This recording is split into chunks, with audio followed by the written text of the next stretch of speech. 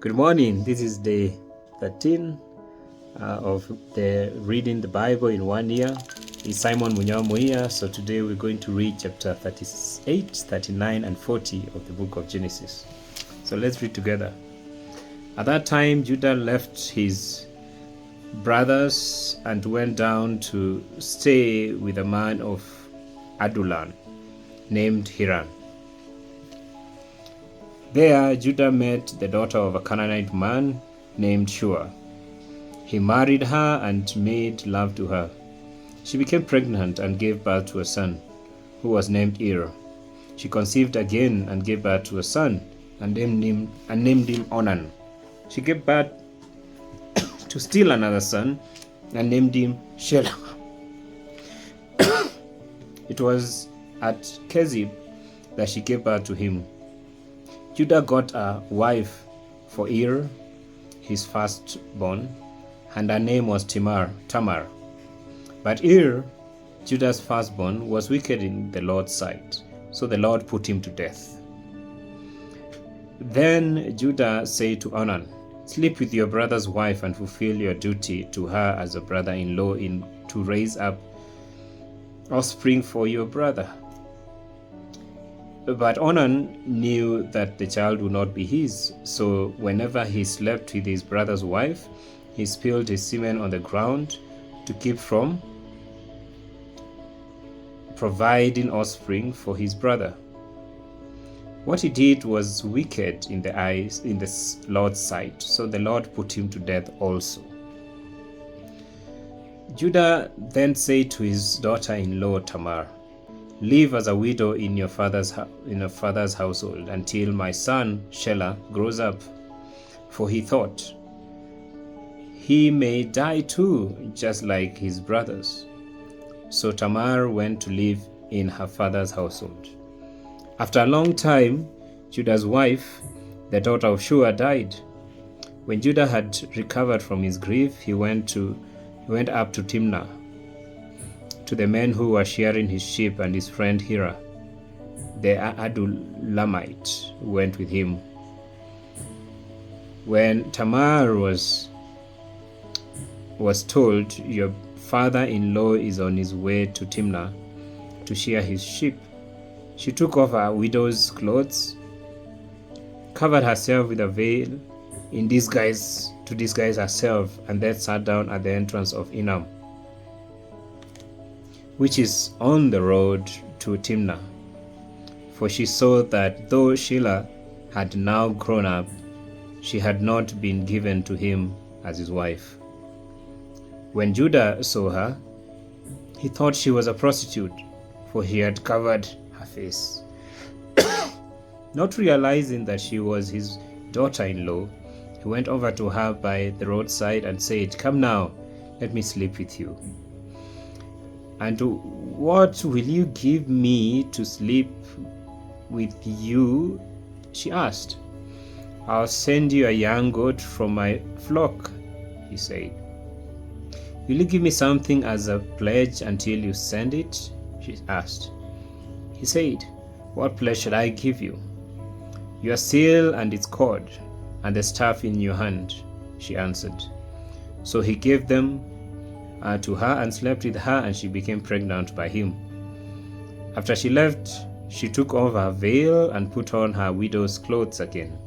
Meanwhile, Judah sent the young goat by his friend the Adullamite in order to get his pledge back from the woman, but he did not find her. He asked the men who lived there, "Where is the shrine prostitute who was beside the road of Enam?" "There hasn't been any shrine prostitute here," they said. So he went back to Judah and said, "I didn't find her. Besides, the men who lived there said, 'There hasn't been any shrine prostitute here.'" Then Judah said, "Let her keep what she has, or we will become a laughingstock. After all, I did send her this young goat, but she didn't find her." About 3 months later, Judah was told, Your daughter-in-law Tamar is guilty of prostitution, and as a result, she is now pregnant." Judah said, "Bring her out and have her burned to death." As she was being brought out, she sent a message to her father-in-law. "I'm pregnant by the man who owns this," she said. And she added, If you recognize those seal and cord or staff these are, see if you recognize whose seal and cord and staff these are." Judah recognized them and said, "She is more righteous than I, since I wouldn't give her to my son Shelah." And he did not live with her again. When the time came for her to give birth, there were twin boys in her womb. As she was giving birth, one of them put out his hand, so the midwife took a scarlet thread and tied it on his wrist and said, "This one came out first." But when he drew back his hand, his brother came out, and she said, "So this is how you have broken out?" And he was named Perez. Then his brother, who had a scarlet thread on his wrist, came out. He was named Zerah. Chapter 39. Now Joseph had been taken down to Egypt. Potiphar, an Egyptian, who was one of Pharaoh's officials, the captain of the guard, brought him from the Ishmaelites who had taken him there. The Lord was with Joseph, so that he prospered, and he lived in the house of his Egyptian master. When his master saw that the Lord was with him, and that the Lord gave him success in everything he did, Joseph found favor in his eyes and became his attendant. Potiphar put him in charge of his household, and he entrusted to his care everything he owned.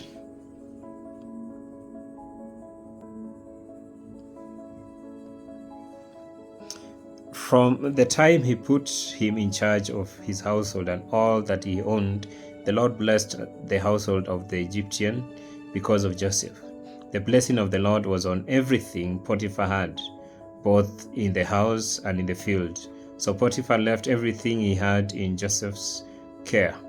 With Joseph in charge, he did not concern himself with anything except the food he ate. Now Joseph was a well-built and handsome. And after a while, his master's wife took notice of Joseph and said, "Come to bed with me." But he refused.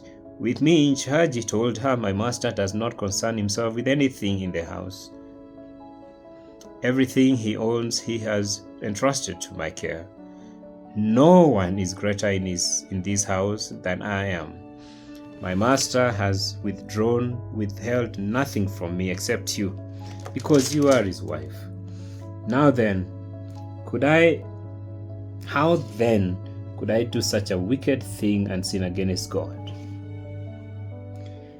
And though she spoke to Joseph day after day, he refused to go to bed with her, or even be with her.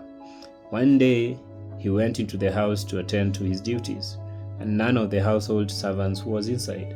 She caught him by his cloak and said, "Come to bed with me." But he left his cloak in his hand and ran out of the house. When she saw that he had left his cloak in her hand and had run out of the house, she called her household servants. "Look," she said to them, "this Hebrew has been brought to us to make sport of us. He came in here to sleep with me, but I screamed. When he heard me scream for help, he left his cloak beside me and ran out of the house." She kept his cloak beside her until his master came home. When she told him this story, then she told him this story. That Hebrew slave you brought us came to me to make sport of me. But as soon as I screamed for help, he left his cloak beside me and ran out of the house. When his master heard the story, his wife told him, saying, "This is how your slave treated me." He burned with anger. Joseph's master took him and put him in prison, the place where the king's prisoners were confined. But while Joseph was there in prison, the Lord was with him. He showed him kindness and granted him favor in the eyes of the prison warden.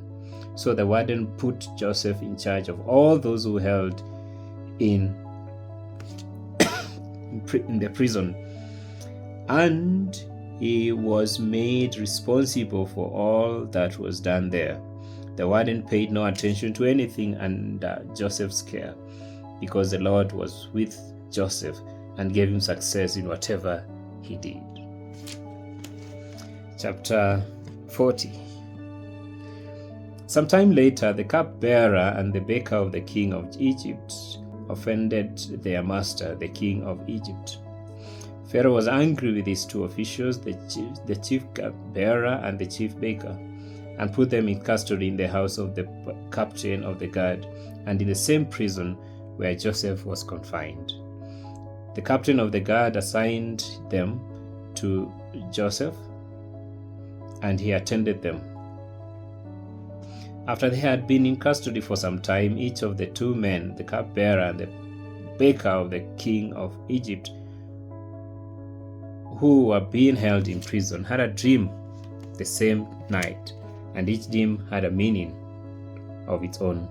When Joseph came to them the next morning, he saw that they were dejected.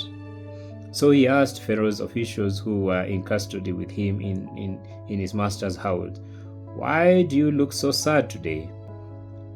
"We both had dreams," they answered, "but there is no one to interpret them." Then Joseph said to them, Do not interpreters belong to God? Tell me your dreams. So the chief cupbearer told Joseph his dream. So he said to him, "In my dream, I saw a vine in front of me, and on the vine were 3 branches. As soon as it budded, it blossomed, and its clusters ripened into grapes. Pharaoh's cup was in my hand, and I took the grapes, squeezed them into Pharaoh's cup, and put the cup in his hand. This is what it means."